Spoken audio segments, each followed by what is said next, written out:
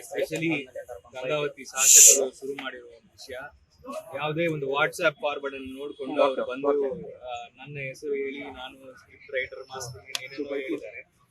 Initially ಇಷ್ಟೊಂದು childish ವಿಷಯಕ್ಕೆಲ್ಲ ನಾವು ಉತ್ತರ ಕೊಡಬೇಕಂತ ಅನ್ಸುತ್ತು. ಅದಕ್ಕೆ ನಾವು ಪಾರ್ಲಿಮೆಂಟ್ ಬೇರೆ ಇರ್ತೀವಿ, ನಮ್ಮ ಕೆಲಸಗಳಿರ್ತಾವೆ. ಹಾಗಾಗಿ ನಾನು ಅದನ್ನು ಬಹಳ ಲೈಟ್ ಆಗಿ ತಗೊಂಡೆ. ಇಂಥವಷ್ಟು ರೂಮರ್ ಯಾರು ಹೇಳ್ತಾರೆ ಅಂತ ನಾನು.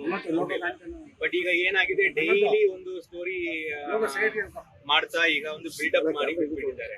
ಸೊ ಈಗ this is right time that I have to refute openly and also legally also. ಯಾಕೆಂದ್ರೆ ಈಗ ನಾನು ಒಂದು ಮೆಂಬರ್ ಆಫ್ ಪಾರ್ಲಿಮೆಂಟ್ ಇದ್ದೀನಿ, ಒಂದು ಕಾನ್ಸ್ಟಿಟ್ಯೂನ್ಸಿ ಇಂದ ನನಗೆ ಜನ ಆಯ್ಕೆ ಮಾಡಿದ್ದಾರೆ. ಇದನ್ನು ತಗೊಂಡು ನನ್ನ ಒಂದು ಇಮೇಜ್ ಅನ್ನು ಡೆಮಾಲಿಷ್ ಮಾಡ್ಲಿಕ್ಕೆ ಹೊರಟಿದ್ದಾರೆ. ನಾನು ಕರ್ನಾಟಕಕ್ಕೆ ಅಪರಿಚಿತ ಇಲ್ಲ. ನಾನು 10 ವರ್ಷ ಇಲ್ಲಿ ಕರ್ನಾಟಕದಲ್ಲಿ ಕೆಲಸ ಮಾಡಿದ್ದೀನಿ. ಅದು ಯಾವ ರೀತಿ ಕೆಲಸ ಮಾಡಿದ್ದೀನಿ ಅಂತ ತಾವೆಲ್ಲರೂ ಕೂಡ ನೋಡಬಹುದು, ಕೇಳಬಹುದು. ಈ ಆರೋಪ ಮಾಡಿರುವ ವ್ಯಕ್ತಿ ಯಾರಂತನೂ ತಮ್ಗೆಲ್ಲರಿಗೂ ಗೊತ್ತಿದೆ. ಅವರು ಕರ್ನಾಟಕದ ಸಂಪತ್ತನ್ನು ಲೂಟಿ ಹೊಡೆದು 7 ವರ್ಷ ಜೈಲು ಶಿಕ್ಷೆ ಆಗಿರುವರು, ಕರ್ನಾಟಕದ ಹೆಸರನ್ನು ಇಡೀ ದೇಶದಲ್ಲಿ ಕೆಡಿಸುವುದು. ಇಂಥ ವ್ಯಕ್ತಿಯ ಮಾತನ್ನು ನಾವೀಗ ಹಾಗೆ ಹರಳಲಿಕ್ಕೆ ಬಿಟ್ಟಿದ್ರೆ it will be a problem from my side.